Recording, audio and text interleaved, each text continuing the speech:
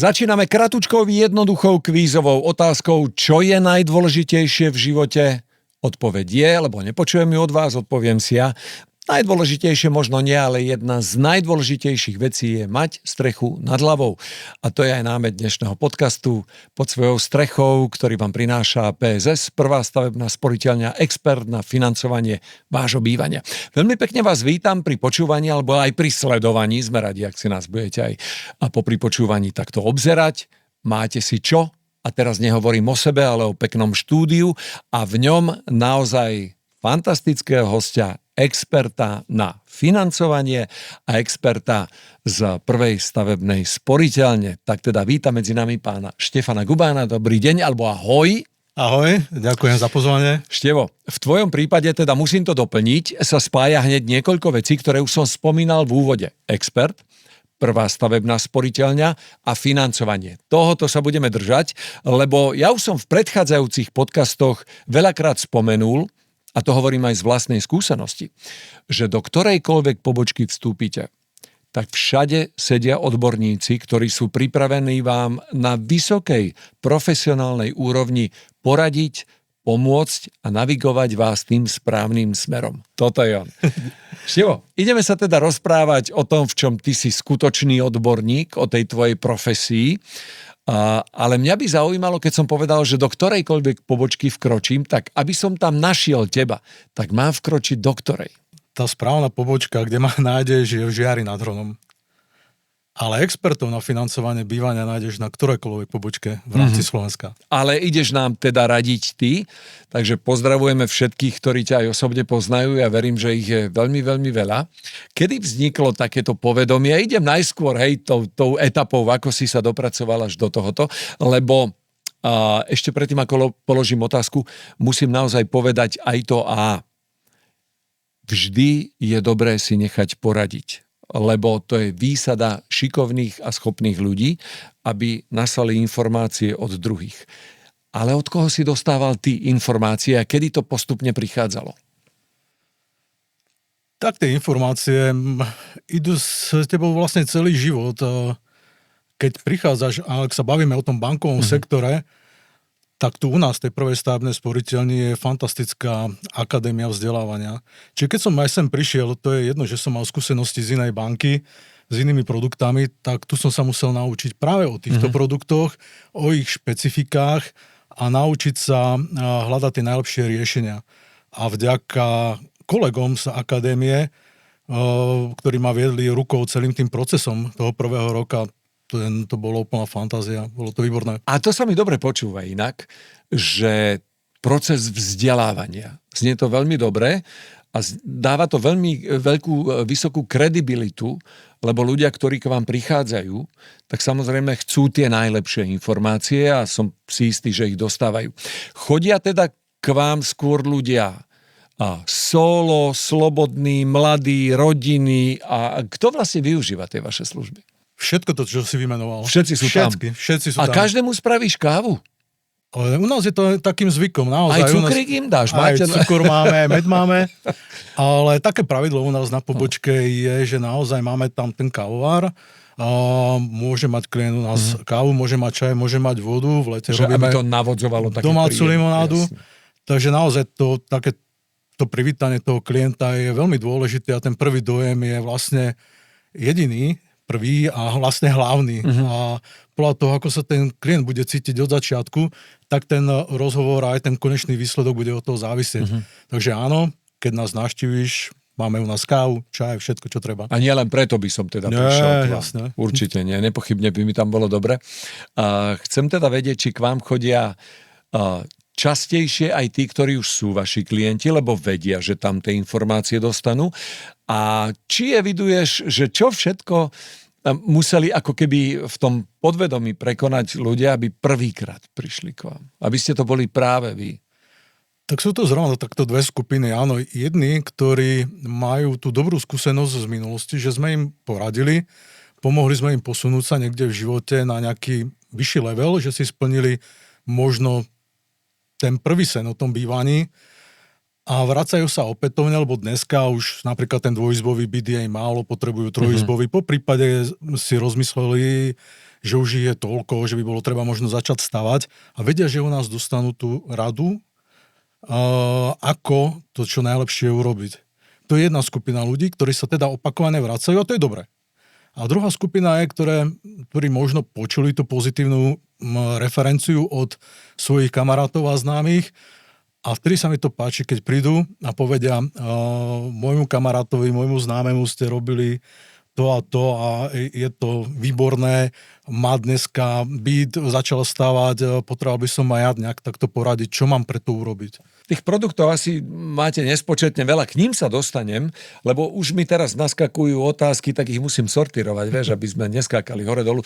A tak mi napadá teda, že či toho klienta od začiatku vediete vyslovene, že k tomu vysnívanému bývaniu, čo je prvá, možno blízka, možno vzdialená cieľová stanica, alebo teda či mu radíte, ako s tými peniazmi narábať a v budúcnosti sa uvidí, čo s nimi.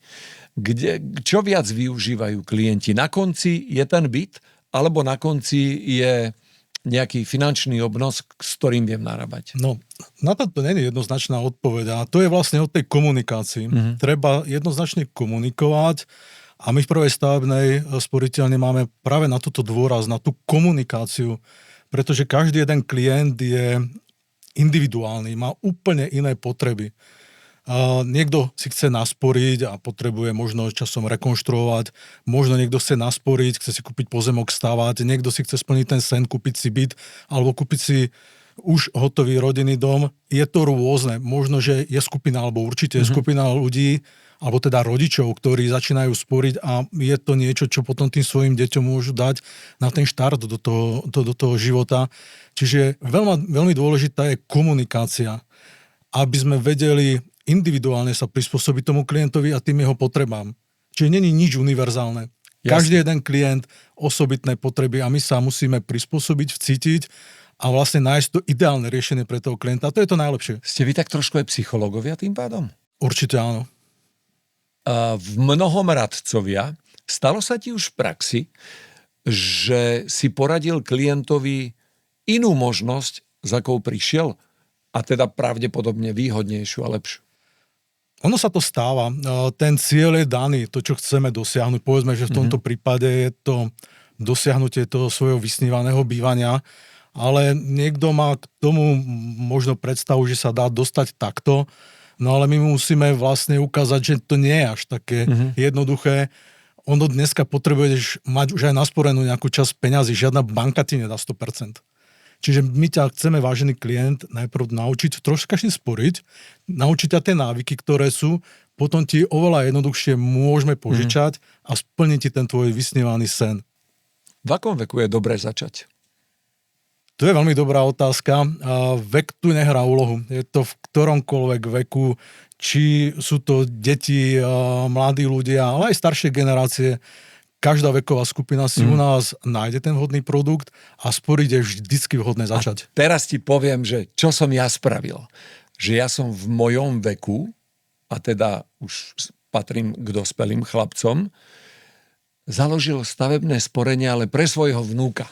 Má 2 roky. Dobre som urobil? Veľmi dobre. Ja si myslím. Toto je možno tá vec, také dobré pravidlo tých starších generácií, ktoré ešte našťastie zostali zachované v nás, a teda aj v tebe, že si toto dokázal urobiť. Lebo keď sa založí to stavebné sporenie v mladom veku a sporí sa pravidelne a aj v tých možno menších čiastkách, tak v tom konečnom dôsledku, v tom možno 18. roku alebo 20., 25., keď ten mladý človek skončí školu a bude riešiť to svoje bývanie, tak sa tam naozaj dokáže nakumulovať v celku zaujímavá čiastka. Neviem, či si to rátal, ale je to dosť. No, rátal, jasné, ale teda musím povedať aj to, že ja som to nielen založil, ja mu tam aj pravidelne posielam. Ale teraz pozor, dám to na príklade, nech to znie možno ako inšpirácia. 50 €. Niekto si povie, ako mi detko, ale ja si hovorím, je to tak akurát, lebo má 3 roky, už rok mu to beží, ale v 18 to už bude celkom zaujímavá suma, ktorú môže použiť buď na bývanie, alebo na čokoľvek iné. Tých 50 € vám vo výsledku v tom mesiaci až tak veľmi nechýba. Že to nie je obrovská suma, bez ktorej by ste nevedeli produkovať svoj život na rovnakej kvalitatívnej úrovni. Nechýba. Ale od tých 18 rokov to môže byť celkom zaujímavé pre toho vášho, možno, že aj vy, pre toho vášho, ktorému to založíte. A moja ďalšia otázka sa teda viaže, keď tam už prídem, aké produkty mi ponúknete a dám pod otázku, prečo by som mal ísť práve k vám. Ja to viem, ale povedzme to ľuďom. Prečo PSS? Prečo PSS? My sme zameraní práve na tú oblasť toho sporenia a úverovania alebo financovanie bývania. Pokiaľ človek chce sporiť, či už pre seba alebo pre to dieťa, tak my sme tá ideálna banka, ktorá takéto produkty má, ktorá ich zhodnocuje konzervatívne. A pri tom sporení máme jasne stanovený úrok, teda zhodnotenie, a pri stavebnom úvere zase máme jasne daný úrok v úvere. Čiže kombinácia, povedzme, týchto dvoch parametrov dáva celku zaujímavý finančný produkt a nejakú takú istotu pre toho klienta. Takže je to vyslovene zaujímavé pre ňoho, je to pre ňoho bonitné. Určite áno. Nehrám sa s tým, že či môžem viac zarobiť alebo menej. Jednoducho mám garantovaný výnos, ktorý mám. A zase v úvere, nemusím sa v tom stavebnom úvere, keď už budem báť, že mi narastie úroková sadzba pri nejakej fixácii, alebo ne, ja ho mám jednoducho daný a iný nebude. Čiže toto sú dva také tie zaujímavé parametre, ktoré ten náš produkt má, ktorý ti nesie nejakú takú istotu a bezpečie. Keď som povedal, že produktov je viac, neviem, či máme toľko času, aby sme ich vymenovávali, asi nie. Budem sa teda pýtať inak. A nie len pre mladých, nie len pre slobodných, nie len pre začínajúcich, ale aj pre rodiny, ktoré chcú zlepšiť svoje bývanie. Samozrejme, naozaj to spektrum tých produktov je veľmi široké. Každá kategória si nájde. A tak je to aj tie rodiny, ktoré už možno dneska bývajú. Ale budú potrebovať časom možno rekonštruovať, deti vyrastú, alebo pôjdu na školy, budeme potrebovať prerobiť ten byt a možno troška zlepšiť, alebo sa tá rodina rozrastie a potrebujeme ísť do niečoho väčšieho. Takže vždy je čo zlepšovať. Povedz mi prosím ťa jednu vec, lebo ty vieš, ale ja sa to budem iba pýtať, aby som sa dozvedel. Na sporenie si treba vybudovať nejaký návyk vnútorný, že vieš, taká tá cyklika, kedy je jasné, že mám toľkoto peňazí, 50 ide preč, ale s tým, že koľko to trvá, ak si to mám vybudovať? A či vôbec? A tak vybudovať sa to dá.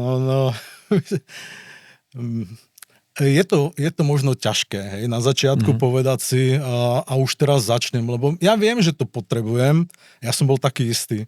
Áno, viem, začnem si odkladať, možno, že už od zajtra, alebo od budúceho týždňa, alebo od budúceho mesiaca, alebo teraz pomaličky sa blíži koniec roka, zase je predsa vzatie novoročné, že začne možno od nového roka. Že už 5 mesiacov od zajtra chodím do fitka. Tak, napríklad. Viem, že to chcem a furt si poviem, že potom, hej. A treba teraz urobiť ten zlomový krok a povedať si tak a už dnes začnem, možno v menších čiastkách, ale pravidelne. Tá pravidelnosť je tam veľmi dôležitá. Toto chcem vedieť od teba, že či tú pravidelnosť si vybudovávam, alebo či je to nejaké, ja neviem, nechcem to ako povedať, že zabúdam, je mi to na príťaž, alebo naopak, že mám to tu v hlave, viem, že dajme tomu tých spomínaných 50 eur odchádza a zároveň sa z toho teším, že odchádza na dobrú vec, že to neprejem. To je znova kombinácia. Pokiaľ to ten mladý človek vidí, že to robili rodičia, tak už tí rodičia v ňom budujú, alebo starí rodičia, ten návyk, že je to dobrá vec a keď to tak robím, tak niečo dosiahnem. Dosiahnem v budúcnosti možno splnenie toho svojho sna. A druhým takým krokom, alebo takým niekto, kto môže tomu človeku pomôcť, sme my na tej pobočke, kde mu ukážeme. Že pokiaľ to naozaj robíš pravidelne, tak toto ti to prinesie.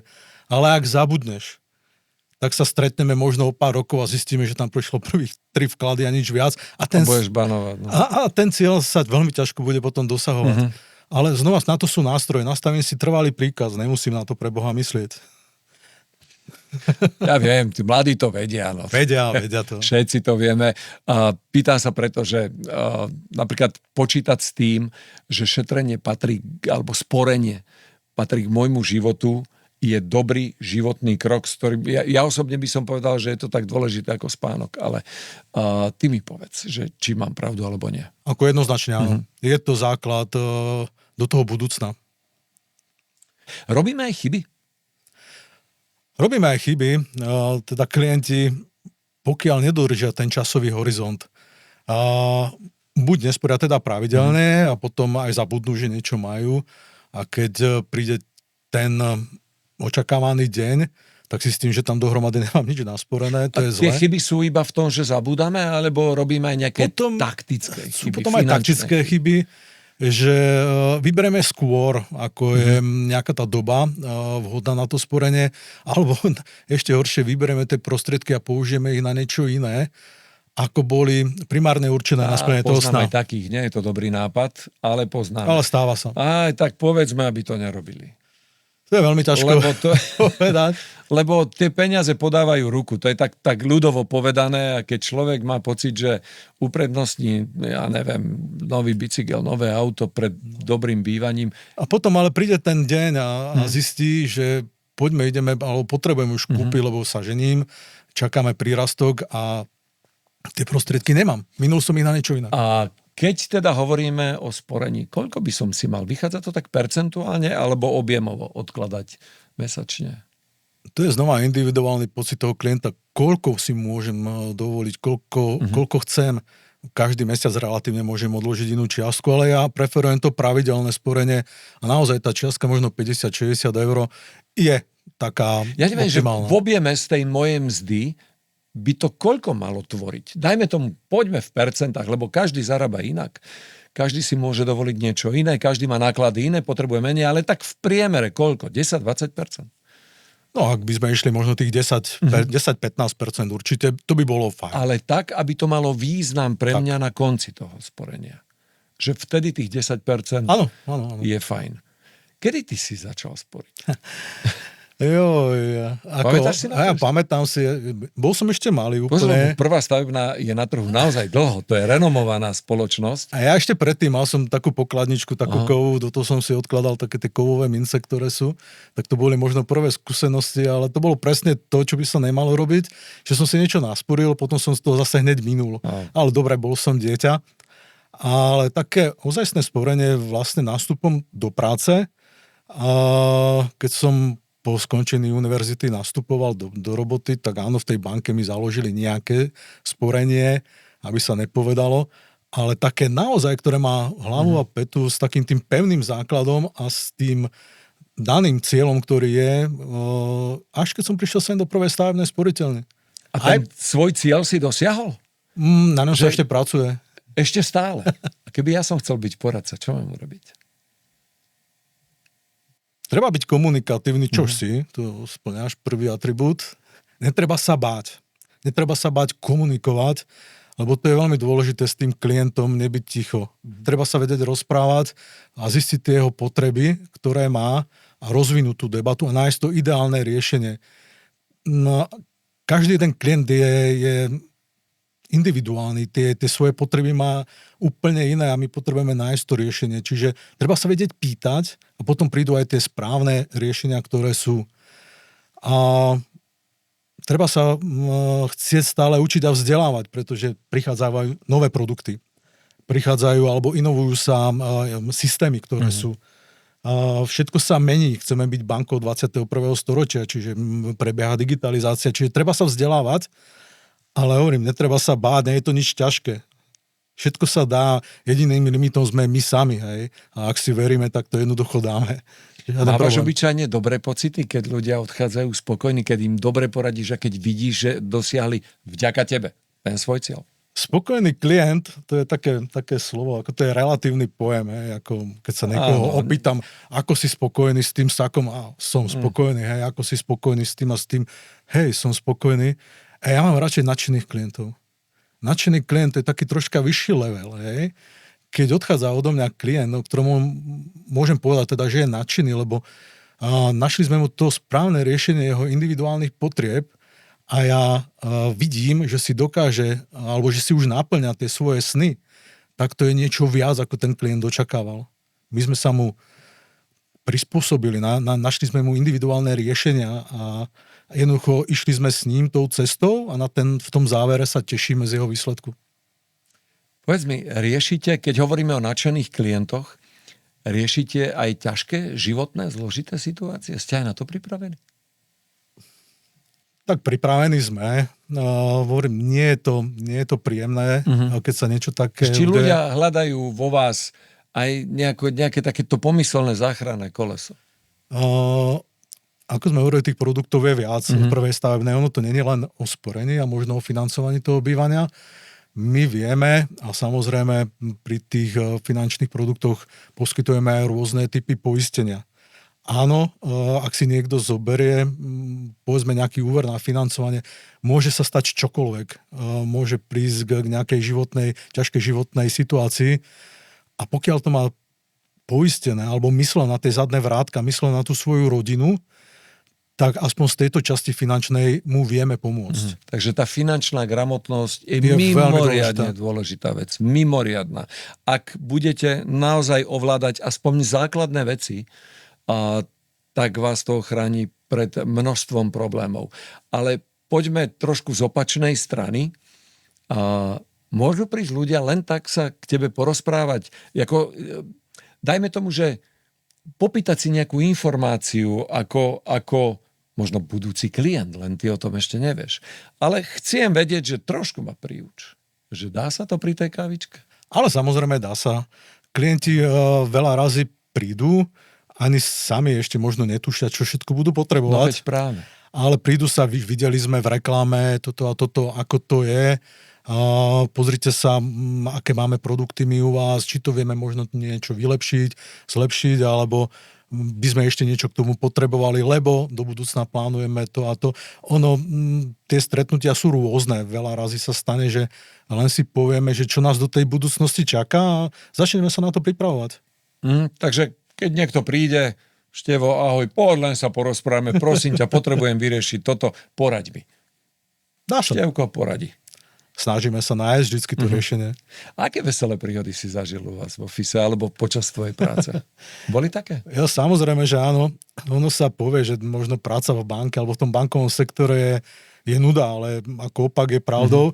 A práve preto, že sa stretávame s množstvom klientov, tak sa veľa razy stávajú také možno úsmevné príhody. Som mal klientku, mladá dievčina, čiernovlasá, tesne po škole skončila a nastupovala do práce s tým, že plánuje do budúcnosti vlastne odísť od rodičov a mať svoje vlastné bývanie a je jasné, že bude potrebovať financovať to bývanie, že teda potrebovali by si urobiť taký nejaký svoj základ do budúcna. Tak sme všetko pripravili, bolo všetko vysvetlené, so všetkým klientka súhlasila, ja som bol maximálne spokojný, videl som to nadšenie v jej očiach, fajn.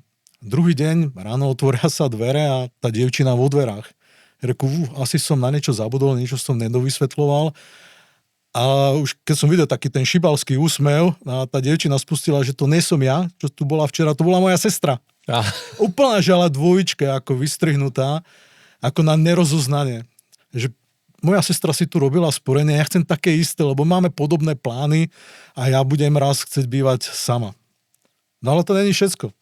Ďalší deň prišiel taký mladý chalan a hovorí, že ja som starší brat tých dvojčiek. A tie sestry mi rozprávali, že mám toto a toto. Ale počúvaj, prosím, nevyzeral takisto ako sestra. Ne, dobre. To už zase nie. Takže stávajú sa nám takéto veci a hovorím, je to fajn. Mama s otcom? Ty stáli vonku? Nie. Toto už boli dospelí ľudia, svojprávni, čiže prišli sami. A to môže byť také zaujímavé, nie? Také, že aj sa o tom porozprávaš doma s rodinou, že čo sa ti všetko stalo a čo si zažil. Tak zase toto sa nemôže doma rozprávať, určite sú tam pravidlá. Ako keď si u lekára, tak zase niečo je v banke. Takže čo sa v banke udeje, to v banke zostáva. Je to bankové tajomstvo. Koľko trvá príprava dobrého plánu? Že keď tam prídu tieto decka, vieš, že lebo oni si doma povedia, mne poradil niečo iné. Áno. A teraz reklamujem. Prepáč, sestra má lepšiu výhodu. Je to znamená o tej komunikácii. To je základ, to je alfa omega toho všetkého. A ak chceme nájsť to ideálne riešenie, musíme sa rozprávať. Môžeme sa rozprávať 10-15 minút, ale nájdeme za ten krátky čas to ideálne riešenie. Takže keď si niekto nájde aspoň tú 3/4 hodinku, možno hodinku času, to není o príprave toho produktu ako takého, ale možno len tej analýzy tých potrieb toho klienta. Lebo nič není univerzálne. A ma zaujíma v tomto prípade, že či to triafaš ten produkt na prvýkrát, alebo sa kreuje, on sa ako keby developuje, že ho dávate dokopy spoločne. Spoločne ho dávame dokopy, musí sa to kreovať, lebo hovorím, každý ten klient má niečo iné. Niečo iné požaduje, niečo iné očakáva. Takže ono sa nedá niečo pripraviť univerzálne. Áno, nejaká kostra možno, ale už sa to potom šije priamo na mieru tomu klientovi. Števo, v tejto súvislosti ma zaujíma ešte jedna vec. Ten produkt je pravdepodobne dlhodobý, alebo teda vo väčšine prípadov. Keď sa ten produkt vylepší, prichádza nový, a ty si ten, ktorý obvoláva alebo ponúka svojim klientom, poďme ho trošku prerobiť, mám pre vás ešte lepšie riešenie ako pred rokom. Takto by to malo byť, lebo ak ty si kúpiš ten produkt, to neznamená, že ja sa teraz s tebou nestretnem ďalší, neviem, x rokov. Ak príde niečo na trh novšie, lepšie, zaujímavejšie, možno pre toho klienta určite z toho pohľadu, čo by mohol využiť lepšie, tak toho klienta zavoláme a povieme si, toto máte, toto by ste mohli mať, môžeme a nemusíme to vylepšiť. A znova, ak tie potreby pred 2-3 rokmi alebo 5-6 boli nejaké, aké sú dnes? Sú tie isté? No veď lepšie? To ma zaujíma, že ja chcem stále ten moderný produkt, ktorý ma posunie ešte ďalej. Čiže vieme inovovať, vieme to prispôsobovať. Perfect. Takže ten produkt je živý a my pôjdeme s tebou celý ten čas. Vytvárate si aj také priateľstva, lebo poviem ti to na príklade. Realitní makléri, a teda stretávam sa s mnohými, často hovorievajú, že pre nás je veľmi dôležité, aby som bol taký ako keby rodinný realitný maklér. Takou obklukou ako rodinný známy, lebo potom oni ma budú využívať v celom procese. Predá dcéra, predá syn a tak ďalej. Či sa to aj vás týka, že či ste tí, ktorí chcete byť ako keby tí nie len za druhým koncom stola, ale trošku viac, dajme tomu, že takí kamaráti, priatelia, že využíva služby častejšie. Určite skôr sa to deje tak, že neviem, začali sme pred niekoľkými rokmi možno s rodičmi a postupne sme sa presunuli možno už do toho, že už riešime potreby tých detí. Čiže tie väzby, tie rodiny tam nejakým spôsobom zostávajú. A mám znova taký príklad jedného nášho klienta, ktorému sme riešili bývanie pred niekoľkými rokmi a následne potom prišiel a zakladal sporenia už svojim deťom. A najlepšie bolo, keď mal toho teraz najmladšieho, tak ja som vedel, že sa má narodiť teraz na jeseň a plánoval som, že kedy mu tak zavolám, kedy to tak bude vhodné, aby som mu zagratuloval. Ale on ma predbehol a volá mi, že už narodil sa mi syn a prídem a zakladám sporenie pre neho, aby to mal od malička, tak ako ste mi to poradili u toho staršieho teraz, ktorý je. Čiže ono sa tie väzby prenášajú a keď ten klient je spokojný, tak on sa opätovne vráti a s dôverou sa na vás obráti. A toto sú presne tie prípady, kedy si človek má právo myslieť, že to robím dobre a funguje to takto dobre.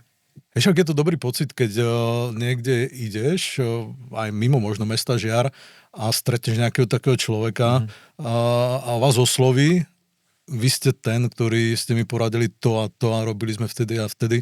A to je taký dobrý pocit, že ten človek si vás zapamätá. Takže ono je to taká dobrá kombinácia, že ty spájaš v sebe profesionalitu, prinášaš príjemné s užitočným, ergo odovzdávaš svoje nadobudnuté informácie a pomáhaš klientovi. A zároveň je to win-win, že profit na jednej, na druhej strane a tak by to obyčajne tak by to malo byť. Čo by si poradil ľuďom, ktorí, dajme tomu, vstupujú do života a teda každý bude riešiť tú svoju strechu nad hlavou? Treba sa odhodlať. Vieme, máme to v sebe v takom podvedomí, že mal by som začať sporiť, lebo to budem potrebovať, lebo budem si riešiť to bývanie, tak treba si povedať, už začnem. Neodkladať to na zajtra, na pozajtra, na budúci týždeň alebo mesiac. Urobiť to a ideálne čo najskôr, ale nie hneď. ako som vravel, jediným limitom tohoto všetkého sme my sami. Ak to chceme, tak to aj dokážeme.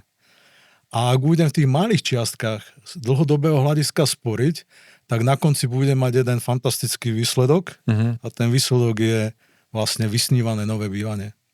Povedz mi ešte jednu vec, prosím ťa, lebo často sa hovorieva, že na postoch by mali byť naozaj kvalitní ľudia a podľa čoho poznám toho kvalitného človeka? Má odborník na investovanie ako si ty nejaké danosti, podľa ktorých by som ho mal rozoznať? Na toto ti neviem veľmi odpovedať. Ja osobne sa dosť tak intuitívne rozhodujem. Na mňa musí ten človek, ktorý je na tej druhej strane, ak mne niekto s niečím radí, tak pre mňa je dôležitých možno prvých 15 sekúnd. Ako na mňa zapôsobí ten prvý dojem, lebo ten je jediný. Ako sa hovorí, prvý dojem nemá druhú šancu. Asi tak. Takže ten je dôležitý. Ten je, áno. Aby aj tá chémia fungovala, tá dôveryhodnosť, potom už to Ak ide. tam na tom začiatku príde nejaké to sklamanie, tak sa to už veľmi ťažko, ak vôbec, dá ešte napraviť. Čiže ten prvý dojem je fakt veľmi dôležitý. Mám otázku, s ktorou váham trošku, ale opýtam sa ťa, či nebude veľmi infantilná. Že idú Vianoce, vieš. Či by napríklad účet v stavebnej sporiteľni mohol byť darček? Určite mohol. Takže nebola infantilná. Nie, bola veľmi trefná, áno. Aj sa stretávate s tým, že toto ľudia dávajú ako darček? Lebo viem si predstaviť, že dokonca aj s prvým vkladom netrápim sa, robím dobrú vec, dám prvý vklad. Z mojej strany by bol ideálny darček. A neuveríš, ale teraz po ceste sem do Bratislavy som mal telefonát práve takéhoto charakteru. Klientka, s ktorou som sa rozprával niekedy ešte možno cez prázdniny v lete, rozobrali sme nejaké možnosti, tak mi volala, že by prišla tento týždeň za mnou a práve s týmto účelom, že idú Vianoce a chce tento darček pre jedného aj druhého syna. Takže ono sa to na stáva. to prišli už viacerí predo mnou. Jasné. To je dobré. Možno dobrá inšpirácia pre vás, čo pod stromček je to, že dlhodobý darček, darček s dobrým výsledkom, darček, s ktorým nič nepokazíte a nemusíte chodiť hodiny po obchodoch, lebo ľudia, ako bol tu u mňa v štúdiu, v podcaste Prvej stavebnej sporiteľne pod svojou strechou, vám celkom určite dobre poradia, budú vám k dispozícii. Verím, že sme takýmto rozhovorom potešili vás a nielen potešili, aj trošku inšpirovali a dali vám dobrý námed na to, ako to urobiť, aby ste sa k svojmu vysnívanému novému bývaniu dopracovali jednoduchšie, nie ľahko. Jednoduchšie, lebo ľahké cesty neexistujú. Dá sa to krásne zjednodušiť a uvoľniť. A o tom nám dnes rozprával odborník z Prvej stavebnej sporiteľne, odborník, ktorý sa zaujíma o financie, radí, ako investovať, radí, kam investovať. Volá sa Štefan Guban. Števo, ďakujem ti veľmi pekne. A ja ďakujem. Ďakujem aj vám, že ste sledovali tento podcast. Ak ste počúvali tento podcast, takisto sme radi. No a tie informácie určite zužitkujte. Ak by ste chceli ďalšie, sme tu aj na budúce. A ak by ste ich chceli veľa, www.pss.sk. Tam sú. Majte sa pekne.